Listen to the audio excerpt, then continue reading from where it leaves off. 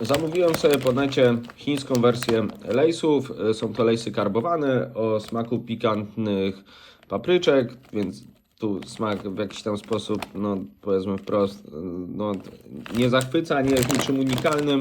Wydaje mi się, że jeżeli chodzi o ten smak, no to jest taki standard na rynku, tym bardziej, że nie wiem, w Polsce też są karbowane lejsy, które też są niby w smaku pikantnym. Tu narracje, jakie pojawiają się wokół tych chipsów, to jest mniej więcej takie rozdarcie między, że one mają łączyć sobie smak ostrości i smak ziemniaka, co wydaje mi się dość łatwe, nie można zweryfikować i w ogóle ciekawi mnie, czy tak będzie.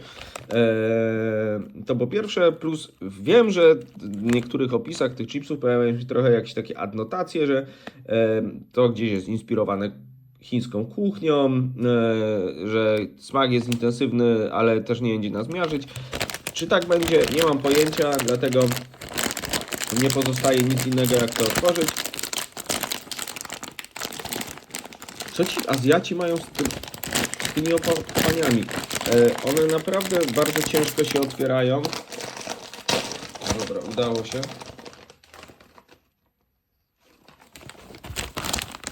Całość wygląda tak. Dobra, no w Polsce też są takie chipsy. Wydaje mi się, nawet kolorystyka się zgadza.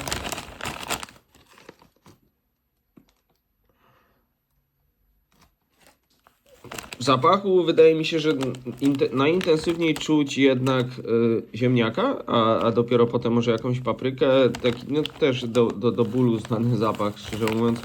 Nic niezwykłego. Dobra, zobaczmy jak to będzie w smaku.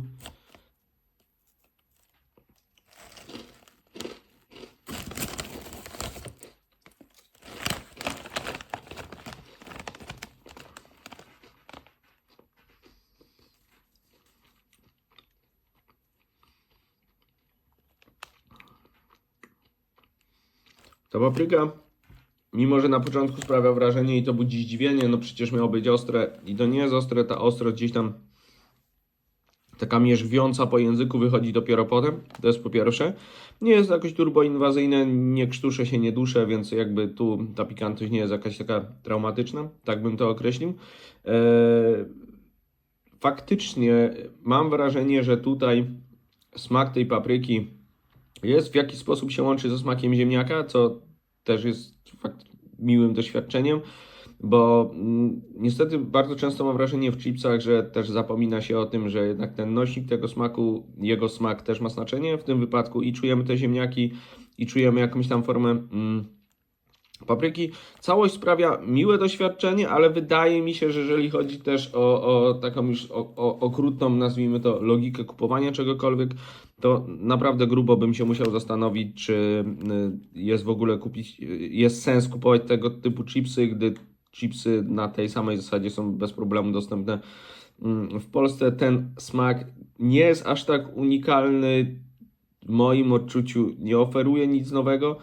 Wydaje mi się, że jedyną taką większą tak naprawdę różnicą w tych chipsach, a między tymi chipsami, a na przykład innymi karbowanymi lejsami, na przykład dostępnymi w Polsce, jest to, że ta pikantność jest trochę inna, jest trochę inaczej tworzona, no bo najpierw pojawia się mierzwienie, potem gdzieś tam w przełyku czujemy coś ostrego i tak właściwie wydaje mi się, że to jest jedyna jakaś tam znacząca różnica między tymi chipsami. Cały smak wydaje mi się jest bardzo zbliżony do polskich na przykład karbowanych lejsów paprykowych czy tam pikantnych. Wydaje mi się, że no, to jest jakaś taka po prostu ciekawostka, w której nie wiem, mogliśmy sobie wiele o tym wyobrażać, natomiast realnie dostajemy produkt bardzo zbliżony do polskich standardów. Wydaje mi się, że z tą jedyną różnicą, że trochę inaczej jest organizowana ostrość i tak właściwie to tyle.